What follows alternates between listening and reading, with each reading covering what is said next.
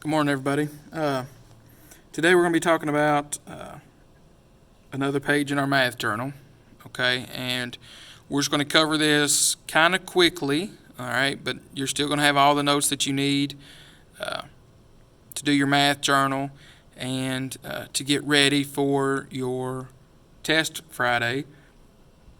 And tomorrow you'll be seeing your study guide posted.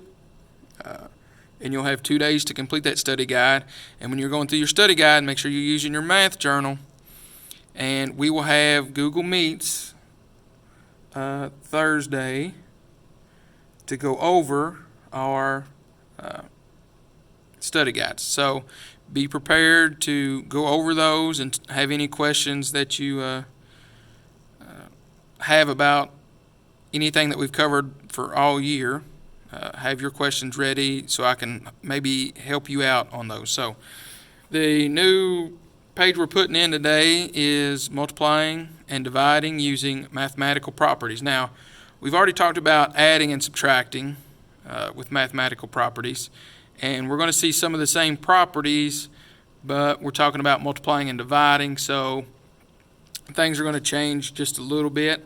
So we'll have that. So you're going to have this with instructions on how to place it, and but I'm going to go over it fairly quickly just to give you an idea of what it's going to look like.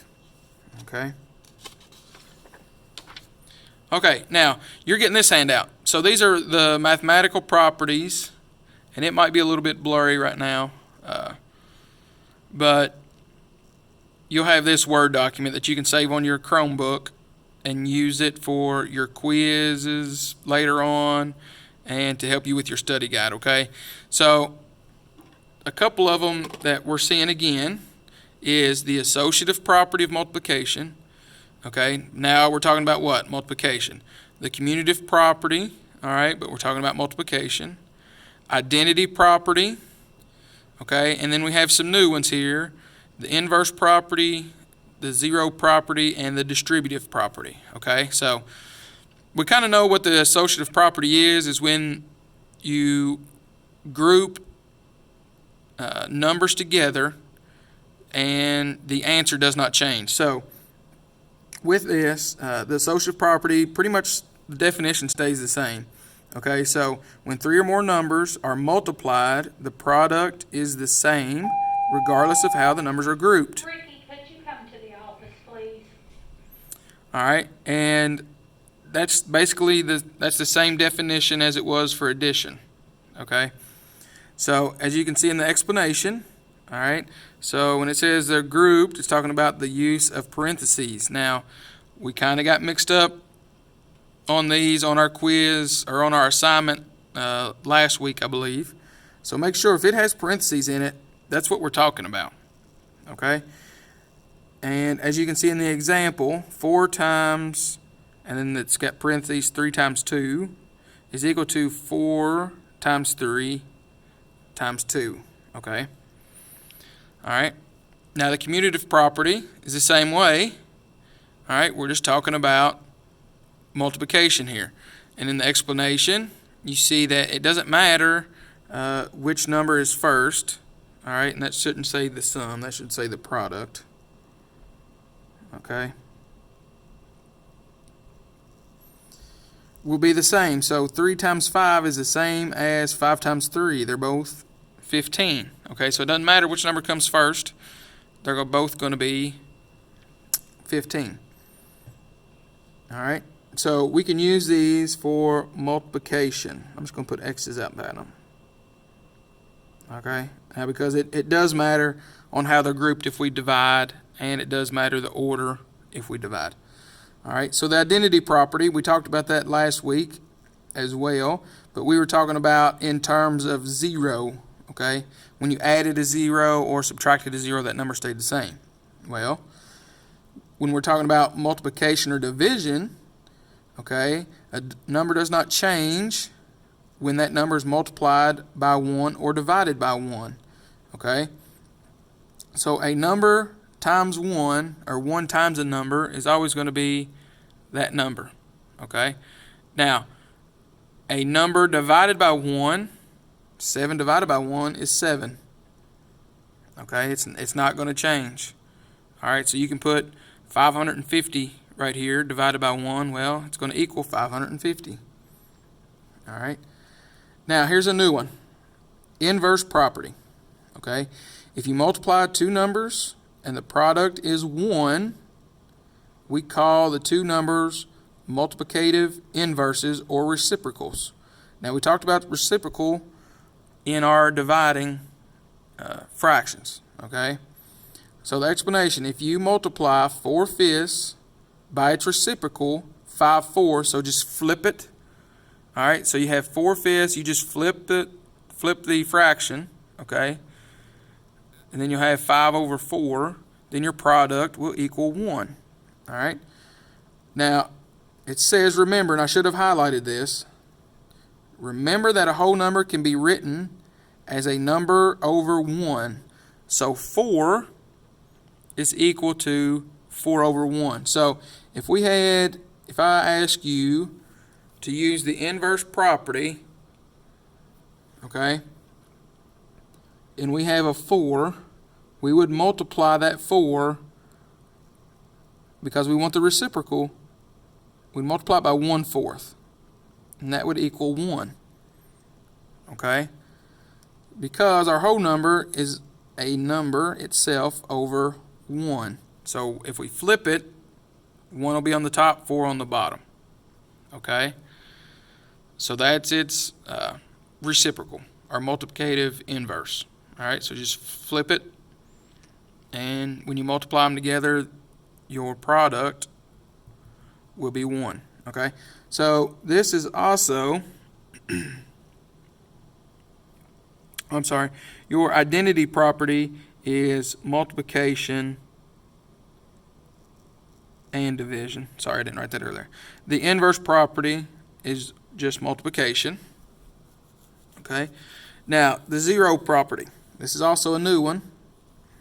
All right, so the zero property, the product of 0 and any number is 0.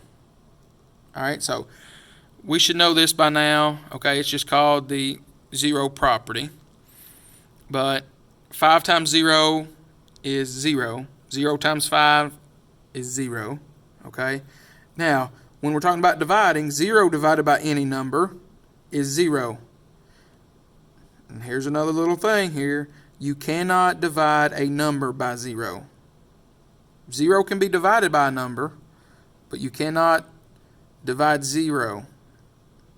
Okay, you can't do 9 divided by 0.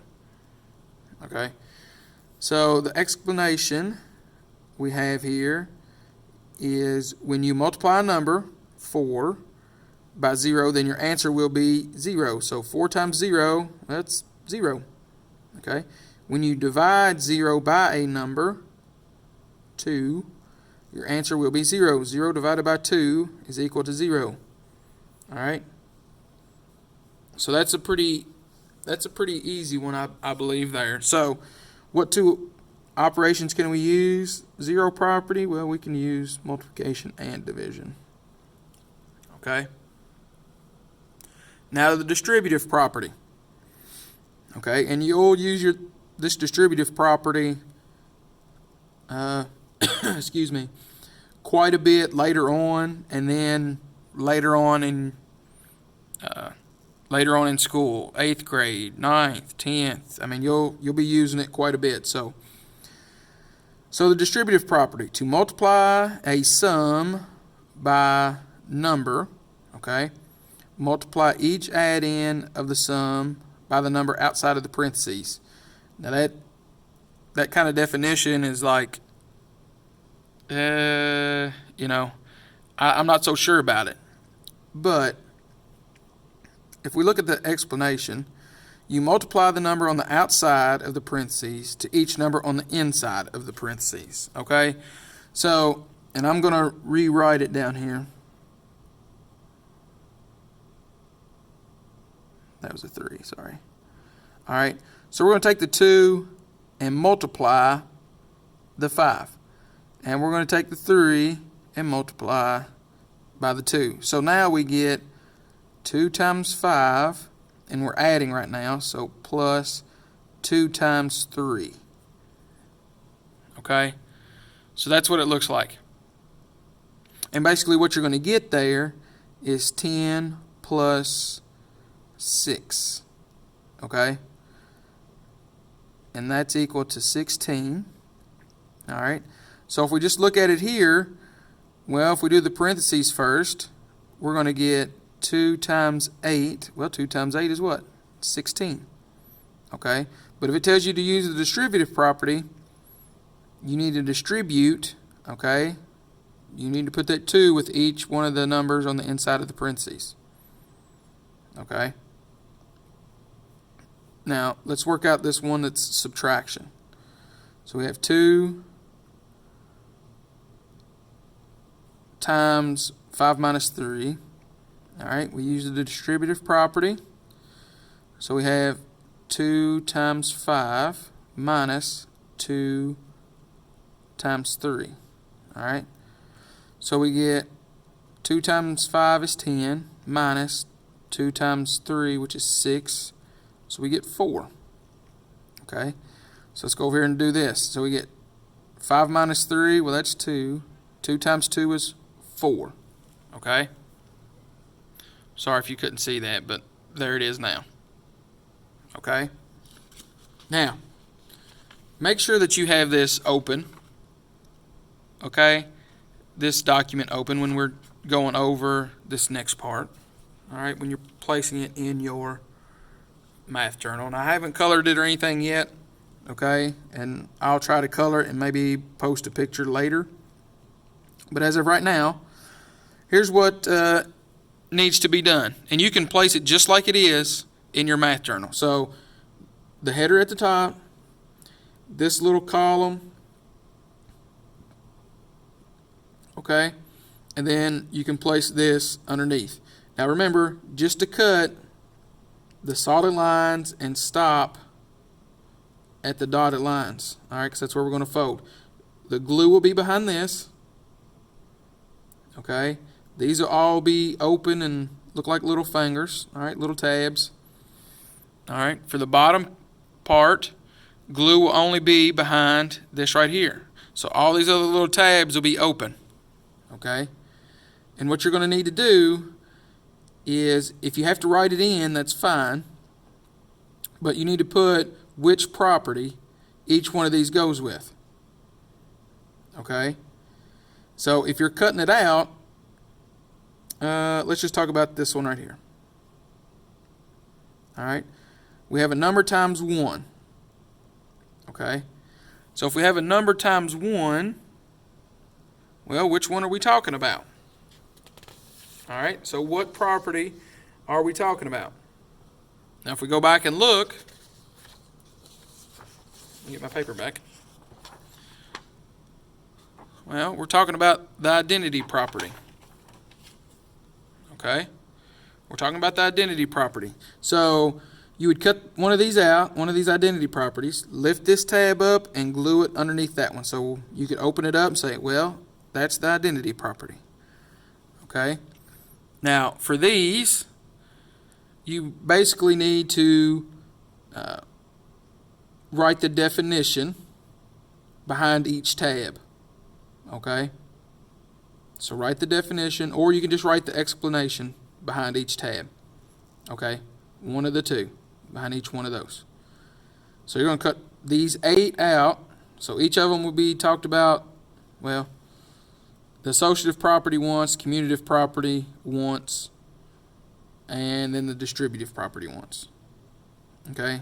The other 3, well, and the inverse once. All right? So you need to place those behind here.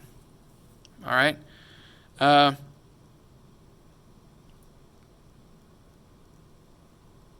What I might do for the assignment is put these on here and then just have you write in which property it is. Okay? Just so I know that you got these 8 right. Okay? So you'll see a short assignment after this video. Okay? So like I said, let's put this in our math journal. Let's get it get it finished and turned in, and let's be ready for tomorrow when we have our study guide. Okay, the study guide, you'll have 2 days to work on it, but Thursday we're going to have our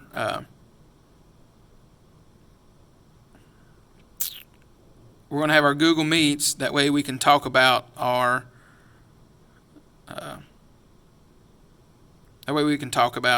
the study guide and try to get all the answers that we need solved before we take our test. Okay? All right. So I'll get this posted, and let's just be ready for the study guide tomorrow.